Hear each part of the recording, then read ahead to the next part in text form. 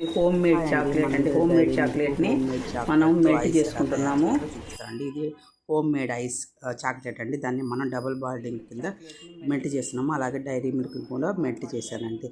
First dairy మిల్క్ని పైన cut చేసుకునేసేయండి. Melt అయిపోయిన తర్వాత దాంట్లో కొద్దిగా పాలు అనేది పోయింది, చిక్కటి పాలు బాగా స్టిక్తో నీట్గా బాగా కలపండి. కలిపిన తర్వాత దాన్ని మనం సన్నగా తరిగిన బాదం పప్పు, పిస్తా పప్పు అనేది వేసుకొని తినేటప్పుడు టేస్ట్గా ఉంటుందండి.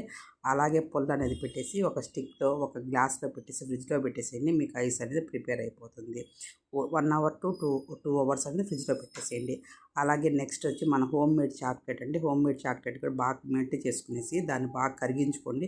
కరిగించుకున్న తర్వాత సేమ్ అదే విధంగా మనం ఐస్ కవర్లు ఉంటాయి కదండి, వాటిలోనే నేను పాలు పోసేసాను. దాంట్లో కూడా బాదం పప్పు, పిస్తా పప్పు వేసేసి ఫ్రిడ్జ్లో పెట్టేసేయండి. 2 అవర్స్ ఫ్రిడ్జ్లో ఉన్న తర్వాత మనకి ఎంత నీట్గా ఐస్ వచ్చిందో చూడండి.